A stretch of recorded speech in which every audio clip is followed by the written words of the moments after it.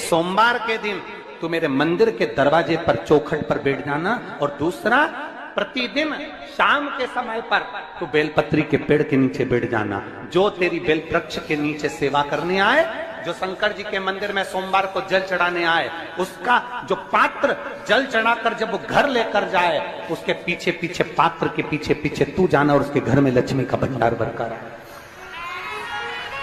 लक्ष्मी बेलपत्र के वृक्ष के नीचे तू विराजमान हो जा। उस बेलपत्र के वृक्ष के नीचे जो बुआरी लगाए, सेवा करे, चाकरी करे, एक बेटी को जैसे बड़ा करते हैं वैसे बेलपत्री के वृक्ष को जो बड़ा करे, बेलपत्री के वृक्ष का जो पालन करे, पोषण करे, उसकी संभाल करे, उस बेलपत्री के वृक्ष को जैसे जैसे वो उन्नति करे, वैसे वैसे उसके घर में समृद्धि बढ़ते जाए। उस जिसका खुद का मकान नहीं हो, खुद का मकान नहीं हो, किराए के मकान में रहते रहते जिंदगी बीत रही हो, खुद का नहीं, और बहुत दुख का जीवन चल रहा हो, बहुत कष्ट का जीवन, बहुत अपना खुद का कोई मकान नहीं, मान लो प्लाट है पर मकान बन नहीं रहा, या कोई प्रॉपर्टी अपनी नहीं बन रही, तो हम इस व्यासपीठ से कहना चाहेंगे कि एक प्रयोग अवश्य करिएगा, एक प्रयोग अवश्य।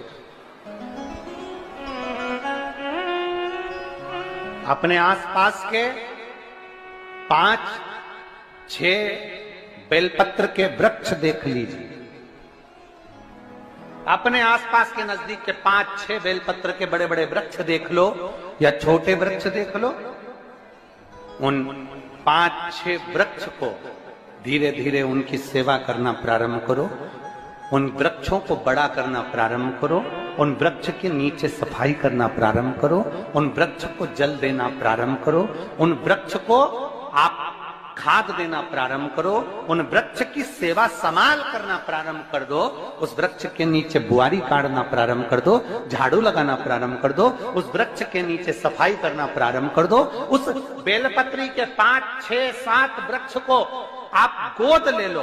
गोद लेना मतलब मैं इसकी सेवा करूंगा, मैं इसमें जल दूंगा, मैं इसके खाद दूंगा, मैं इसकी सेवा करूंगा, कुछ मत करो, बस केवल इस शरीर से उस बेलपत्र के वृक्ष की सेवा करना रोज प्रारंभ कर दो। 6 महीना इंतजार करना और 6 महीना लगातार सेवा करना, 7वां महीना आपका और हमारा, और बताना कि भोलेनाथ ने प्रॉपर्टी दिलाई कि नहीं दिलाई और आगे बढ़ा है।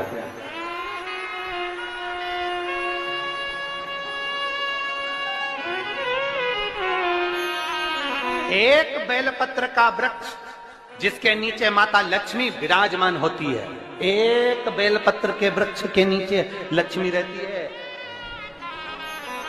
दुनिया के लोग कहते हैं लक्ष्मी जी का दिन कौन सा है, बोलो जम के जल्दी से। शुक्रवार। दुनिया के लोग कहते हैं लक्ष्मी जी का दिन शुक्रवार है, पर माता लक्ष्मी से पूछा जाए कि तुम्हारी माता ख्याति देवी नारायण भगवान के साथ तुम्हारी शादी नहीं कर रही थी, शंकर को लक्ष्मी दे रही थी, तब तुमने भगवान शंकर से विनती करी, भोले बाबा मैं नारायण से प्रेम करती हूँ, भगवान नारायण से मेरा विवाह हो। तो माता ख्याति देवी से शंकर भगवान ने विनय कर कर कहा कि लक्ष्मी जी का विवाह नारायण के साथ कर दिया जाए। भगवान नारायण के साथ जब लक्ष्मी जी का विवाह हो गया, तब लक्ष्मी जी हाथ जोड़कर बोलती हैं, बाबा मेरा विवाह नारायण के साथ हो गया, पर मैं आपके चरणों की सेवा करना चाहती हूँ, बाबा आप कृपा करिए कि मैं क्या करूं आपके लिए। शंकर भगवान कहते हैं, लक्ष्मी बस 2 चीजें कर दे, एक सोमवार के दिन तू मेरे मंदिर के दरवाजे पर चौखट पर बैठ जाना, और दूसरा प्रतिदिन शाम के समय पर तू बेलपत्री के पेड़ के नीचे बैठ जाना। जो तेरी बेल वृक्ष के नीचे सेवा करने आए, जो शंकर जी के मंदिर में सोमवार को जल चढ़ाने आए, उसका जो पात्र जल चढ़ाकर जब वो घर लेकर जाए, उसके पीछे पीछे पात्र के पीछे पीछे तू जाना, और उसके घर में लक्ष्मी का भंडार भरकर आए। लक्ष्मी बेलपत्र के वृक्ष के नीचे तू विराजमान हो जा।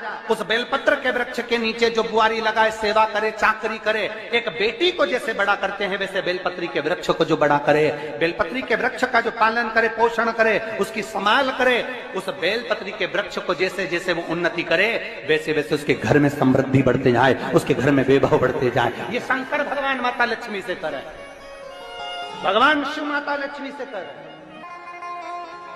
तो भस्म, अगर शिव के मंदिर में भस्म मिल जाए, शंकर पर चढ़ी हुई भस्म अगर मिल जाए तो, और अगर भस्म ना मिले ना, तो शंकर के जो शंकर भगवान का जो शिवलिंग है, शिवलिंग के आसपास में जो जलाधारी है, यहाँ अगर भस्म ना मिले तो इस जलाधारी पर अपना हाथ स्पर्श कर कर अपने तन पर उसको लगाकर जरूर आओ। भस्म, एक शंकर पर चढ़ा हुआ जल, दूसरे नंबर पर है शंकर पर चढ़ी हुई भस्म। ये दो स्पर्श जरूर, स्पर्श। एक भस्म का एक बड़ा सुंदर चरित्र आता है। दूसरा, जिस भूमि पर बैठकर कथा सुनो उसकी रज को अपने मस्तक पर थोड़ा सा लगाकर अवश्य जाओ, वो जीवन का एक आनंद है। और शंकर के मंदिर में जाओ तो दो चीजें अवश्य लेकर आओ। पहला, शंकर जी पे चढ़ा हुआ, जम के बोलो, जल अवश्य लेकर आओ। क्योंकि जब तुम जल लेकर आते हो, पात्र लेकर आते हो, तो मेरा महादेव लक्ष्मी जी को तुम्हारे पीछे पीछे तुम्हारे घर तक भेज देगा। चढ़ी हुई बेलपत्र मत खाओ, लोग कहेंगे शंकर पर चढ़ा हुआ ये मत खाओ। हम इस व्यासपीठ से निवेदन करना चाहेंगे कि आप अगर दिल रखकर अपने बाबा से कहोगे ना, तो बाबा पर चढ़ा हुआ जो जल है ना, वो जल साधारण नहीं रहता। मेरा भोलेनाथ जब दुनिया को अमृत देता है तो तुमको भी अमृत दे देता है। दो चीजें कभी मत छोड़ो। अगर मंदिर में गए हो तो दो चीजें कभी मत छोड़ो। कथा में गए हो तो दो चीजें कभी मत छोड़ो। एक, कथा श्रवण करना। दूसरा, जहां कथा बैठकर सुनते हैं वहां की रज को अपने मस्तक पर लगाना।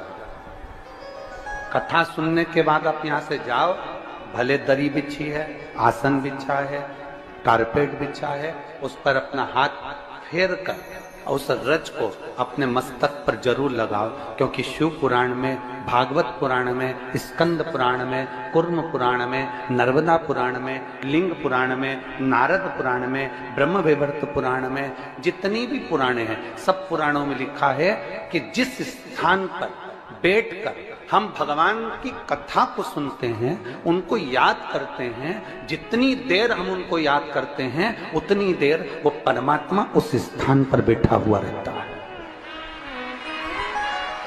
हाथ रखकर बोलना, शंकर भगवान से तुम्हारा रिश्ता कौन सा?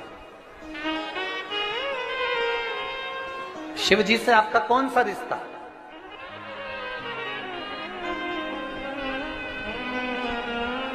शंकर भगवान को आप क्या मानते हो? हमने आपको एक संबंध बताया था कि सीहोर कुबेरेश्वर धाम आपका मायका है, तो हम आपके भाई हैं, तो शंकर भगवान आपके पिता हैं, आपके बाप हैं, आपका बाबा है, आपका दादा है।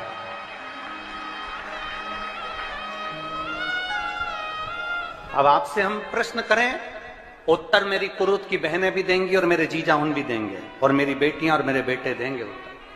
आपसे प्रश्न करें, अगर बेटी को दुख होगा तो क्या वो अपने बाप से नहीं कहेगी? बोलो तो जम के। बेटी को तकलीफ है, वो अपने बाप से ना कहेगी। बेटे को तकलीफ है तो वो अपने पिता से, अपनी मां से नहीं कहेगा, मम्मी मुझे ये तकलीफ है, पापा मुझे ये दुख है, मां मुझे ये तकलीफ है, पिताजी मुझे ये कष्ट है। क्या वो अपने माँ बाप से नहीं कहेंगे? क्या वो अपने माँ बाप से विनय नहीं करेंगे? और माँ, पिता, फिर उसके करीब में, उसके नजदीक में जो भी होता है वो माँ बाप निकाल कर उसको दे देते हैं, माता पिता उसको दे देते हैं। माता लोग कहते हैं कि शंकर जी पे चढ़ा हुआ जल मत पियो, लोग कह देते हैं शंकर जी पे चढ़ी हुई बेलपत्र मत खाओ। कोई इस बहन से पूछे, सुनीता सोनी से, कि शंकर पर चढ़े हुए जल से उसकी गांठ जो डबल से उसके शरीर में आ गई थी वो समाप्त हो गई, तो जरा विश्वास करिएगा कि एक बेटी अपने माँ बाप से ही तो कहेगी, और बाप के पास में जो होगा वही तो अपनी बेटी को देगा दुख को मिटाने के लिए। तो मेरे शंकर भगवान के पास तो उसका चढ़ा हुआ जल है। दूसरा, जिस भूमि पर बैठकर कथा सुनो उसकी रज को अपने मस्तक पर थोड़ा सा लगाकर अवश्य जाओ, वो जीवन का एक आनंद है। और शंकर के मंदिर में जाओ तो दो चीजें अवश्य लेकर आओ।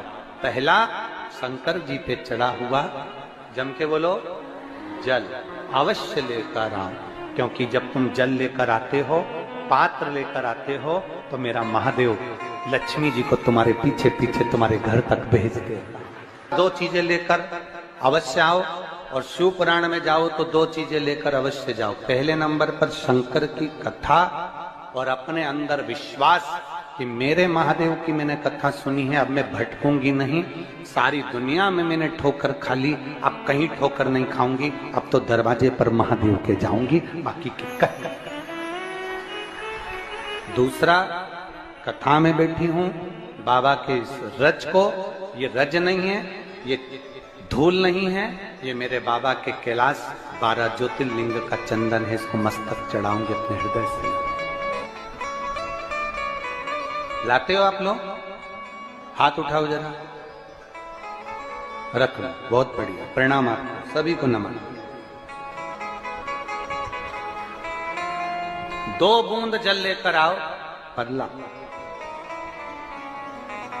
नहीं पियो तो उस जल को अपने घर में छींट दो।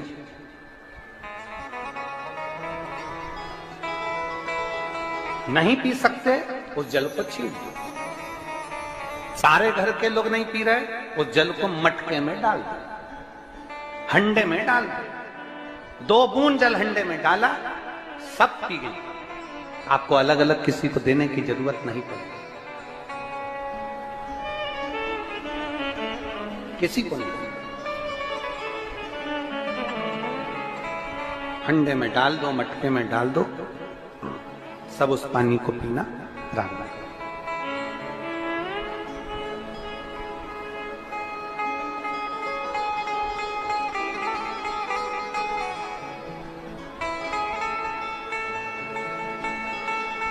उस जल के महत्व को जो बच्चों का दर्द नहीं देख सकते, जब माता पिता अपने बच्चों का दर्द नहीं देख सकते, तो देव अधिदेव महादेव तुम्हारा दर्द कैसे देखेंगे? वो भी तो काटेंगे तुमको, वो भी तो कष्ट मिटाएंगे। 2 चीजें कथा में जाकर ले।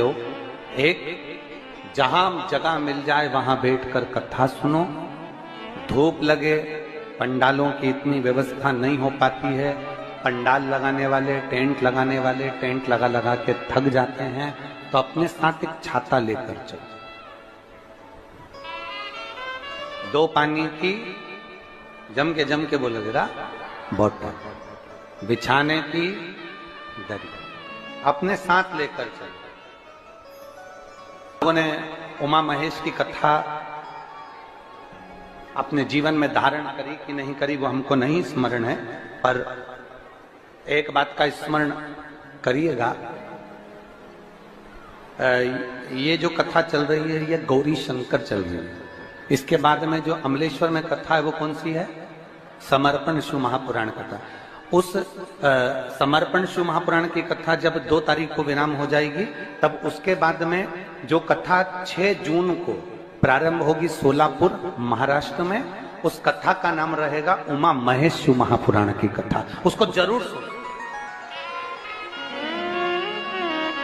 सोलापुर में जो 6 जून से कथा होगी उसका नाम उमा महेश शिव महापुराण। उसको सुनना, श्रवण करना, उसको धारण करना है। उसमें इतने प्रश्न माता उमा ने भगवान महेश से करे हैं, और महेश भगवान शंकर उसका हर प्रश्न का उत्तर दे रहा है। भगवान महेश भगवान शंकर हर प्रश्न का। बाबा बोले माता उमा ने भगवान शिव जी से, महेश भगवान से, भगवान शंकर से करेंगे, बाबा भोलेनाथ जी बताओ, संसार में जन्म लेने वाले व्यक्ति के जीवन में उसके भाग्य में अगर सुख नहीं है, उसके भाग्य में खुशियां नहीं है, उसके भाग्य में कोई अच्छा है ही नहीं, तो वो जीव क्या करेगा? वो जीव क्या करेगा?